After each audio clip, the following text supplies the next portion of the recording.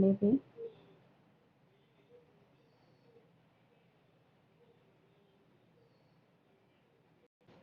पांडव जो है वो अब तक ब्राह्मणों का भेष में वो क्या कर रहे थे, ब्राह्मणों के भेष में रह रहे थे उस नगरी में, एक चक्रा नगरी में।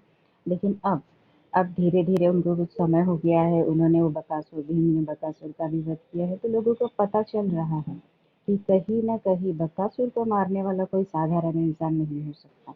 यानी ये खबर धीरे धीरे हस्तिनापुर में भी पहुंचने लगी है। अब देखते हैं द्रौपदी स्वयंवर। जिस समय पांडव एकचक्रा नगरी में ब्राह्मण के वेश में जीवन बिता रहे थे, उन्हीं दिनों पांचाल नरेश की कन्या द्रौपदी के स्वयंवर की तैयारियां होने लगी।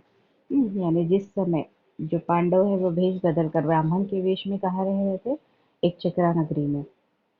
उस समय फिर द्रौपदी स्वयंवर जो था, द्रौपदी जो कि द्रुपद राजा की कन्या थी, उसके स्वयंवर की तैयारियां होने लगी थी।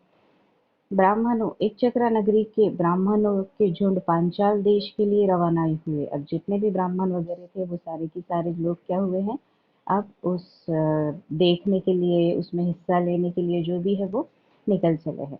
5 भाई माता कुंती के साथ किसी कुम्हार की झोपड़ी में आ टिके। अब ये भी आए हैं पांडव भी कि चलो बाबा, पूरा जब गांव ही देखने जा रहा है तो हम भी देखने जाएं।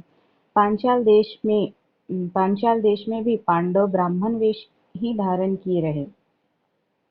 पांचाल में आए तो है, लेकिन उन्होंने अपना जो रियल जो उनका वेश है वो नहीं धारण किया है। वहां भी वो सिंपल ब्राह्मण के वेश में, लंबे बाल, उसके बाद जो सादे कपड़े होते हैं उन्हीं कपड़ों में वे आए हैं।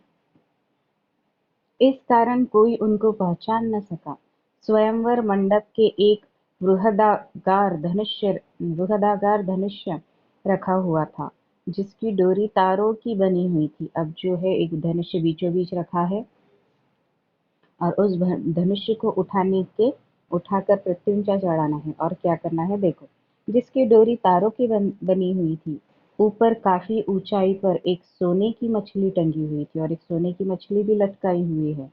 किस चीज के लिए सोने की मछली लटकाई हुई है कि अब वो जो है वो धनुष्य से क्या करना है, सोने की मछली पे तीर चलाना है। टंगी हुई थी उनको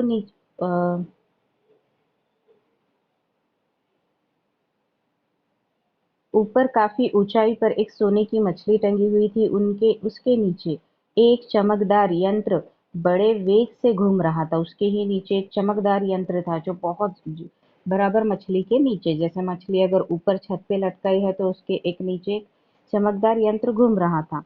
राजा द्रुपद ने घोषणा की, जो राजकुमार पानी में प्रतिबिंब देखकर उस भारी धनुष्य से तीर चलाकर ऊपर टंगे हुए निशाने को गिरा देगा, उसी को द्रौपदी वरमाला पहनाएगी। अब ये कंपटीशन की कंडीशन थी, यानी ये चीज करनी थी। जो कोई भी द्रौपदी से विवाह करने वाला था, उसको नीचे पानी में देखकर, जो परछाई है, परछाई पानी में, वो जो मछली ऊपर लटकी हुई है उसकी परछाई पानी में देखना है जो कंटिन्यू घूम रही है, और फिर बाण चलाना है। इस स्वयंवर के लिए दूर दूर से अनेक वीर आए हुए थे। मंडप में सैकड़ों राजा इकट्ठे हुए थे, जिनमें धृतराष्ट्र के 100 बेटे, अंगनरेश, कर्ण, श्री कृष्ण, शिशुपाल, जरासंध आदि भी शामिल हुए थे। यानी महान एकदम दिग्गज दिग्गज लोग इसमें आए हैं। दर्शकों की भी भारी भीड़ थी। राजकुमार धृष्टद्युम्न घोड़े पर सवार होकर आगे आया। उसके पीछे हाथी पर सवार द्रौपदी आई। हाथ में फूलों का हार लिए हुए राजकन्या हाथ हाथी से उतरी और सभा में पदार्पण किया। सभा में आई है हाथी से उतरकर। राजकुमार धृष्टद्युम्न अपनी बहन का हाथ पकड़कर उसे मंडप के बीच में ले गया। इसके बाद एक एक करके राजकुमार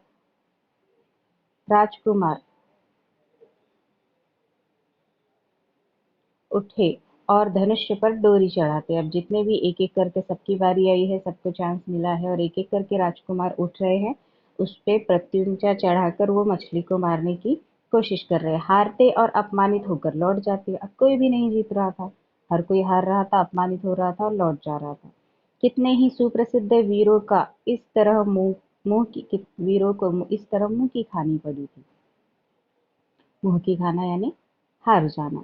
शिशुपाल, जरासंध, शल्य वह दुर्योधन जैसे पराक्रमी राजकुमार तक असफल हो गए। शिशुपाल था, जरासंध था, शल्य राजा था, दुर्योधन था, सारे के सारे नाम जिनके बहुत ज्यादा प्रचलित थे वो सारे के सारे इस स्पर्धा में फेल हो गए, असफल हो गए। जब कर्ण की बारी आई तो सभा में एक लहर सी दौड़ गई। कर्ण का जो नाम था सबको पता था कि बहुत विश्व का माना हुआ धनुर्धारी है, तो ये जरूर बाण उस मछली को मार देगा। सबने सोचा अंग नरेश जरूर सफल हो जाएंगे। कर्ण कर्ण ने धनुष उठाकर खड़ा किया और तान कर प्रत्यंचा भी चढ़ानी शुरू कर दी। अब उठा भी लिया और मार भी देते ये।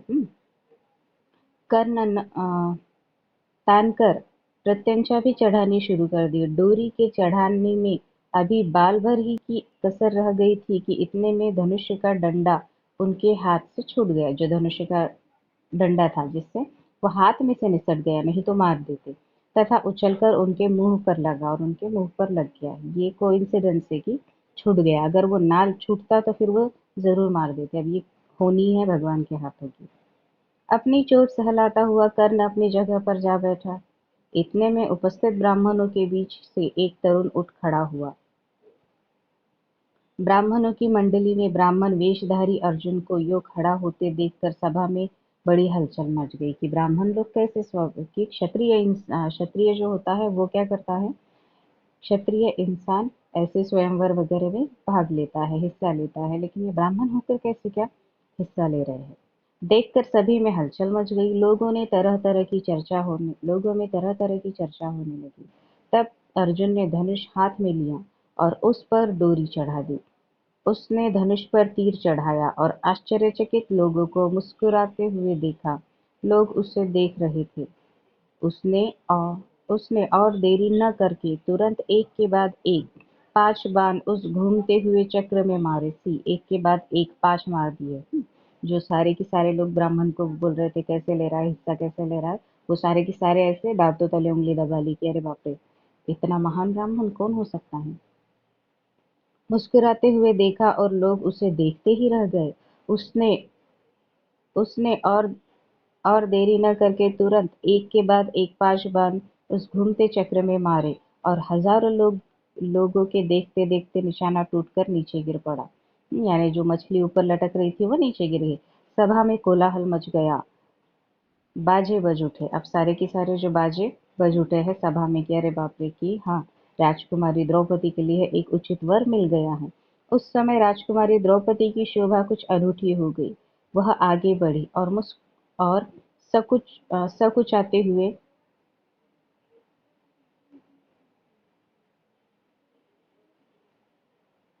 सकुचाते हुए लेकिन प्रसन्नतापूर्वक ब्राह्मण वेश में खड़े अर्जुन को वरमाला पहना दी। अब उसको भी पता चल गया है, थोड़ी सी संकुचित है कि ब्राह्मण है, मैं कैसे ब्राह्मण के साथ रहूंगी, लेकिन फिर भी उसको लगता है अगर इतना शूरवीर ब्राह्मण है तो फिर ठीक है। और उसको प्रसन्नतापूर्वक उन्होंने माला पहना दी, वरमाला पहना दी। माता को यह समाचार सुनाने के लिए युधिष्ठिर, नकुल और सहदेव तीनों भाई मंडप से उठकर चले गए, परंतु भीम नहीं आया। उसे भय था कि निराश राजकुमार कहीं अर्जुन को कुछ कर न बैठे, क्योंकि वहां दुर्योधन था, बाकी थे, और अर्जुन भले ही इसके भेष में था, किसके, ब्राह्मणों के, लेकिन हो सकता था दुर्योधन वगैरह उसको पहचान जाते, इसीलिए वो उसकी रक्षा करने के लिए उनके साथ ही रुका था। भीमसेन का अनुमान ठीक ही निकला। राजकुमार में बड़ी हलचल मच गई और बहुत ज्यादा, वो तो पता था दुर्योधन कितना क्रुद्ध होता था हर चीज से। उन्होंने शोर मचाया, राजकुमारों का जोश बढ़ता गया। ऐसा प्रतीत हुआ कि भारी विप्लव मच जाएगा। यह हाल देखकर श्री कृष्ण, बलराम और कुछ राजा विप्लव मचाने वाले राजकुमारों को समझाने लगे, जो हाहाकार कर रहे थे कि ब्राह्मण जो है, ब्राह्मण इस स्वयंवर में हिस्सा नहीं ले सकता, उनको शांत किया। वे समझाते रहे और इस बीच भीम और अर्जुन द्रौपदी को साथ लेकर कुम्हार की कुटिया की ओर चल दिए। जब भीम और अर्जुन द्रौपदी को साथ लेकर सभा से जाने लगे तो द्रुपद का पुत्र धृष्टद्युम्न चुपके से उनके पीछे ही हो लिया। अब चुपचाप गया है कि ये ब्राह्मण तो है, ये ब्राह्मण ने जब इतना बड़ा काम किया है, उसने स्पर्धा जीती है, तो जरूर ये कोई साधारण ब्राह्मण नहीं है। इसके लिए चुपके चुपके द्रौपदी का भाई धृष्टद्युम्न उनका पीछा करने लगा, उनको बिना पता चले। कुम्हार की कुटिया में उसने जो देखा उससे उसके आश्चर्य की सीमा न रही। वह तुरंत लौट आया और जैसे ही उसने देखा कि अरे 5-5 भाई हैं, उनके साथ एक वृद्ध माता भी है, इसका मतलब ज़रूर ये पांडव ही होंगे। वह तुरंत लौट आया और अपने पिता से बोला, पिताजी, मुझे तो ऐसा लगता है कि ये लोग कहीं पांडव न हो। बहन द्रौपदी उस युवक की मृगछाला पकड़े जब जाने लगी तो मैं भी उनके पीछे हो लिया। वे एक कुम्हार की झोपड़ी में जा पहुंचे। वहां अग्निशिखा की भांति एक तेजस्वी देवी बैठी हुई थी। वहां जो बातें हुई उनसे मुझे विश्वास हो गया है कि यह कुंती देवी ही होनी चाहिए। तब राजा द्रुपद ने बुलावा भेजने पर पांचों भाई माता कुंती और द्रौपदी को साथ लेकर राजभवन पहुंचे। युधिष्ठिर ने राजा को अपना सही परिचय दे दिया। अब जबकि पहचान गए हैं तो युधिष्ठिर ने, झूठ नहीं बोलते थे युधिष्ठिर, इसलिए सच कह दिया है कि हाँ, लेकिन हम इस कारण छिपे हुए हैं, वो भी कारण उन्होंने बताया है।